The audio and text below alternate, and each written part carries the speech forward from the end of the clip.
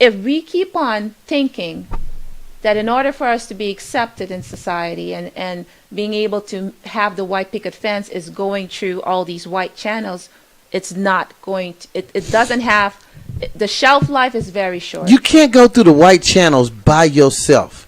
Because I'm just saying that black people have made tremendous progress, okay? Yes. And we are able to Yes. do it again, Yeah. okay? We have to keep on going the same way we've been doing it, and we can't stop. We have to first learn where we're from, who we are, because we don't know. Okay, we're paying the white man to go ahead and do ancestor. He's the one that did that to us. I'm serious. Like, I'm not paying for that. I'm not paying for that at all. But I'm just saying that I'm an American. whatever we know about us, okay, there are books out there we can read about. we have to share that. We have to share it. And we can start. And that's why we're having this conversation. Right. We can't rely on just regular education to teach us about. And that's why we have to get together. Because I'm telling you, the system is stacked up against us. Most of our men are in prison. My dad wasn't in my life, not by choice. My dad was charged, convicted for a crime he never committed. And there's so many of our black men there. So this is not going to happen overnight. No, we it's can not. start. That's why I'm saying we got to start. What can you offer? You're a great dad. Your kids are doing well. Oh, You're yeah. a very successful businessman. My dad has been mentoring young men for decades. So I'm saying there are good men out there. There are. good black men It's out just there. very We got to few. keep on doing it. We still have sport teams that have the Redskins. If that's it, the nigger skins, it wouldn't be. It wouldn't happen. So Well, I'm just maybe if saying you said the colored. they have been slaughtered, okay? Native Americans have been slaughtered. We have been the best investment white people have ever made, and that's why they never wanted to abolish slavery, okay? Because 80% of all the cotton was done here. So, no. And they passed all these laws that was sharecropping, okay? And then the white man would say, okay, this is how much your crops is worth, this is how much your expenses are, this is how much revenue you're going to make. The Bible was started by the white man. I believe in the Bible, but they don't follow none of the rules. They want us to wait for heaven, okay? For heaven after that, but the white man's gonna have his heaven right now. So I'm not buying that at all. Like, black people, we can make our heaven right now. We've done it several times. We can do it again. And I don't want to be all emotion, but I'm just saying I'm not gonna buy that conversation because black people have been trying for so long. Okay, like foreigners like me, we can come to this country. Yes, my dad was a revolutionary, but I can get a job before a black American can. And they are finding ways to make us fight and hate each other every single time. And we have to understand it. Okay, we get it. Someone came from Jamaica. Someone came like me from South America. Other person came from here. My dad fought for the things, the benefits that black people have. When black people come from different countries, we got to understand that we got to be patient with our brothers and sisters in this country. Because all the benefits that you reap, okay, due to these black programs, these black grants, is not because they were given to black people. We had to fight for every single thing we had. And instead of looking at the things that are different about us, look at those things that can unite us, because we can learn from someone that comes from a different country. We can learn from Americans that live here and have been through the struggle. Because guess what? When they pull us over, when they're going to shoot us, they only see black. So Yeah, they definitely going to shoot you. Not all white people are bad. Okay, I get that. Not all white people. I have a lot of them too. But as black people, the only way we're going to make progress, we can't keep on looking for just one Martin Luther King, just one Black Panther, just one us, just one Malcolm X. We have to start where we are. Start supporting the people that are trying to actually make businesses happen for black people. Start hiring the guys that come from jail. That's what I'm teaching. Start building each other up. I'm not saying, okay, you know what, screw up. I'm not saying that, because we're not going to be able to leave all white jobs, and it's not going to happen. Not everybody can be a business owner, but I get that part too. But even if they're not going to be business owners, support those that are. If you're a nurse, find ways that you can encourage women in your community. Get them interested in what you're doing. If you're an attorney, get them interested. We gotta protect ourselves. Like, we can't depend on the cops to protect us, because they have proven over and over again they're not going to do that. Well, not for black people. They're at the point where they're not. Not only are they not protecting us, but they're also the #1 killers of black people. Yes, right they now. are. We're pretty, like I've said it before. America has become they've always been like that, the black slaughterhouse of black people, and particularly our black men. Like, it's so hard to find a black man that doesn't have a record. It's not because of his choice, half of the time it's because of the circumstances, the predicaments they put us in.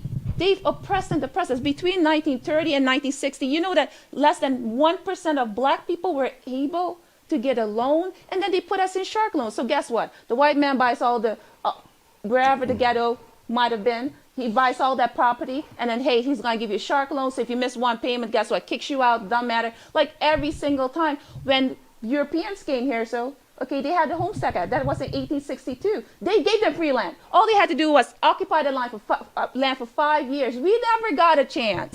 So how do you create generational wealth? It's through land. And they have never given us 40 acres. They've never. When we tried, when we look at, Black Wall Street in Tulsa, Oklahoma, guess what? 6 black people there had their own private planes. There were only 2 airports. Like, if we look at the history, we understand that it's not that black people have never tried to make progress. We have tried.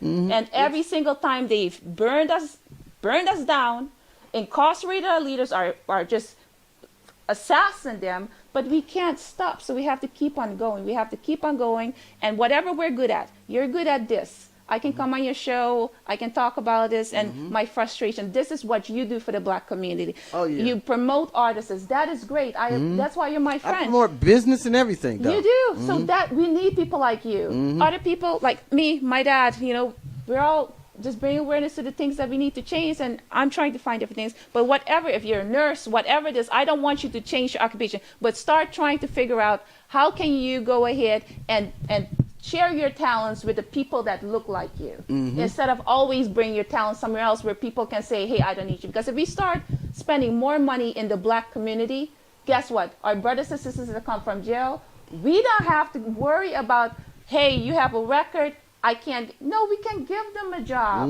We don't have to go back to the person that put us in jail, that put us at a huge economic and social disadvantage, and beg them to give us a chance when it wasn't even our fault from the beginning. So that's what I'm all saying. It's just that we have to start, if we want to buy here, whatever it is. Even one of my friends, she's going to start selling wigs and hair. I'm buying from her. I am not going to the Chinese. I have nothing against them, but I need to build up my people. They had a chance. They always have been building up their people. They always come. There's money in the ghetto. They always come and set up shops in our places, but they never want to live by us. We're never good enough. Even the white man. So we got to go ahead and make sure that we get the money that's in our community, because we're going to put the money back in our own community and build our people up. And those people that coming from jails that can't get jobs, we can give them jobs. This whole thing has to stop. We cannot go back to the way things were. We cannot afford it. We're going to keep on losing our people. After slavery was abolished, they refused. The government refused to invest in our education. My grandfather got a PhD. And he went to World War II. I'm just saying is that he was so depressed and stressed because they would not treat him and give him the respect after serving his country, after getting a PhD. He drank himself to death. Well, I just want to find a way to really make these people know that it ain't okay to just gun down my beautiful black man. Like I'm not accepting it. It's just not something that I can see just being a norm anymore. It's unacceptable and it has to stop. So white people, if you say you're not racist, and just like what you said, Scott, if you're not doing anything, if you're not having a conversation, if you are not standing up and protecting and using your voice, okay, to make sure that we as black people don't get gunned down any day, anytime, anywhere, then you're part of the problem. So I don't want to hear, I don't know what to say. You got a white voice, you got a white complexion. Trust me, use that privilege to protect other people. And we're one of those people that needs it the most. So please, I'm not accepting no excuses from you. Okay, so the white people that are doing the right thing and do care about black people and brown people, thank you. Thank you for what you're doing. But those of you that are just sitting by, just sitting on the sidelines and just trying to wash your hands clean, they are not clean. Your hands are full of blood. If you don't speak up, if you don't stand up for what is right, and you only stand up, you only try to protect dogs and the animals and the atmosphere, that ain't cool, because we're humans too. Okay? So I'm asking you, to do the right thing. Because when this goes down in history, all of this is on Facebook now. So you're not getting away. Your posts are going to be available that you never said anything when we were being killed. So if you want to say that you're a good white person, do something about it. Yeah. You can start in your neighborhood. You can start anywhere because black people are everywhere. You can start small, but you got to help us. We can't do this by ourselves. We've been fighting for so long, and every time we speak up, we're the angry black man, the angry black woman, and we're tired. We're tired of having to fight for what is right, and half of the time we don't even start the fight. So I'm asking you, please do the Half right the thing. time, we don't ever start to fight. Yes, we never do, but I'm trying to just be fair here. So I'm just asking them, just please do the right thing.